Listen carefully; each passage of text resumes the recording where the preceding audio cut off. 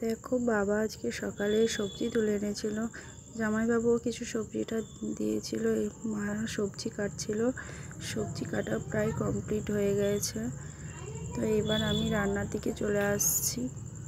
রান্না করছিলাম তখন আমি চিচিঙ্গে ভাজা কে কে খেতে পছন্দ করো প্লিজ আমাকে কমেন্টে বলো। তো ভিডিওটা এডিট করার সময় সব কিছুই প্রায় কাটতে হয়েছিল, তাই তোমাদেরকে ভালোভাবে পুরোটা দেখাতে পারিনি। তারপরে দেখো আমি চলে আসলাম এই সবজির তরকারি করতে।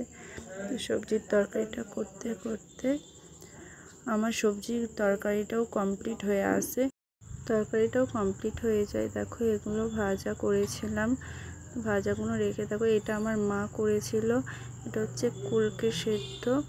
আর এখানে আমার ঢ্যাঁড়সের তরকারিটা হয়ে গেছে। মা এখানে ভাত বস করে দিয়েছিল, তো আমি এপাশে ঝিঙ্গে আলু পোস্ত রান্না করছিলাম।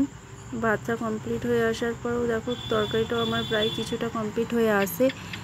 তারপর আমার তরকারিতে জলটা দিয়ে আমি কিছুটা নাড়াচাড়া করে এটাকে কিছুক্ষণের জন্য রেখে দিয়েছিলাম। তারপরে দেখো আমার তরকারিটা প্রায় হয়ে আসছিল। মায়ের পাশে মা ফ্যানটা গড়িয়ে পড়লো, চান করবি সব বলে আমি চলে আসলাম। মা ক্যামেরাটাকে ধরতে দিয়ে মাকে আমি চলে গিয়েছিলাম সাঁতার কাটতে। কে কে সাঁতার কাটতে পারো আমাকে প্লিজ কমেন্ট করে জানিও, আর আমার কেমন লাগছিল এটাও বলো। বেশ কিছুটা দূরে যাওয়ার পর মা বললো বেশি দূর যাস না বলে আমি চলে আসলাম, আর বেশি দূর যেতে আর পারলাম না। তো আমি এখানেই আমার